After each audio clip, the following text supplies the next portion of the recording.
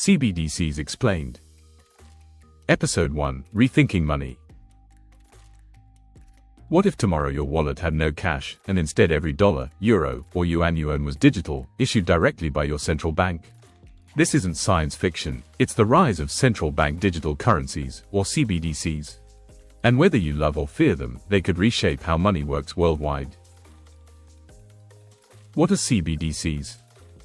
Let's start simple. A CBDC is not Bitcoin, and it's not the money sitting in your bank app. Instead, it's a digital version of your national currency, backed and issued by your central bank. If you live in Europe, it could be a digital euro. In the US, a digital dollar. In China, the digital yuan. Think of CBDCs as cash, but in your phone being official, legal money, not a private company's token or a bank deposit. Who is experimenting right now? More than 130 countries are exploring CBDCs today. Some are already live. Bahamas launched the Sand Dollar in 2020. Nigeria has the Naira, though adoption has been slow.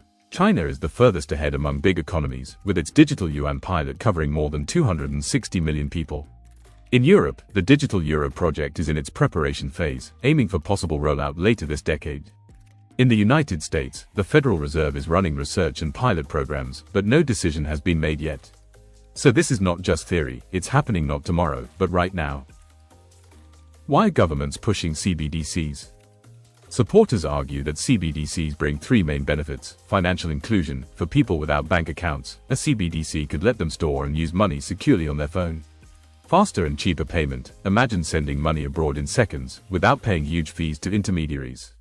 More efficient economies. Governments could distribute aid, pensions, or tax refunds instantly, without delays or middlemen. For example, during the COVID-19 crisis, countries struggled to get relief payments quickly to citizens. A CBDC could make that instant. The concerns: control and privacy. But here's where it gets controversial. Critics fear CBDCs could give governments too much control, loss of privacy. With every transaction recorded, could governments or central banks monitor how you spend your money? End of cash. If CBDCs replace physical cash, people lose the freedom to make anonymous payments. Negative interest rates or restrictions. In theory, a government could program money, limiting where or when you can spend it. This is why in countries like the US and Europe, there's fierce debate. Some see CBDCs as innovation, others see them as a path to financial surveillance. A simple example. Let's imagine two friends, Anna in Berlin and Carlos in Mexico. Today, if Anna sends Carlos 100 euros through a bank transfer, it could take days and cost 10 euros or more in fees. With CBDCs, that same transfer could be instant and nearly free. Now flip it, Carlos buys a coffee with CBDCs. Easy, fast, digital. But the flip side is that transactions are logged forever. Who should have access to that data? Only him and the shop, or also the government? That's the heart of the debate. Why this matters to you? You don't need to be a banker to care. CBDCs could affect how you pay for groceries, rent, or a train ticket. How fast you receive money from abroad. Whether you still have cash in your pocket 10 years from now.